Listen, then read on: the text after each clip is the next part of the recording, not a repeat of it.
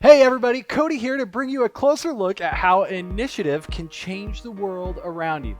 If you didn't know, initiative is seeing what needs to be done and doing it. And that's not always a task that has to be checked off like doing the laundry or something. Sometimes it's people who need somebody who care about them and they just need you to be there for them. In our story this last weekend in 2D2 Theater and in Studio 45, we learned how Nehemiah stood up for people who were being cheated and he helped make things right for them. And just like Nehemiah, we can look for ways to make things right.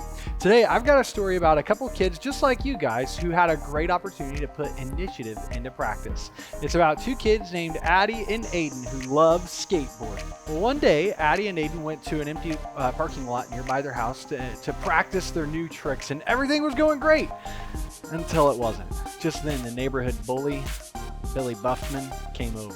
I mean, this kid was huge. He was built like a rock. Everybody knew that he was the meanest, most nastiest bully around, and this could only mean one thing. Addie and Aiden were about to be in real trouble with him. So he made his way over to them. "Nice skateboard, kid. It's mine now," he said. And just then, Billy took Aiden's skateboard and rode off on it. But he was so big, he broke the skateboard right in half. Aiden didn't know what to do. He was so sad from everything that had just happened that he started breaking down in tears.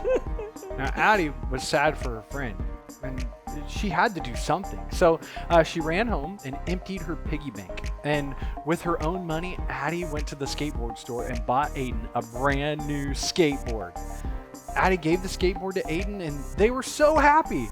I mean, he couldn't believe what was happening. He gave Addie a big hug, and they started practicing their tricks again, and everything seemed right. So kids, whenever you see something that needs to be done, don't wait for someone else to do it. And when you see somebody who's being treated unfairly, you can look for ways to make things right, just like Nehemiah did.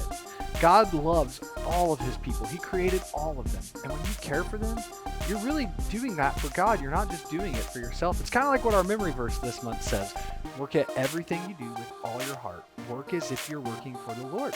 And so when you're caring for other people, you're not just doing that for them. You're not just doing that for you.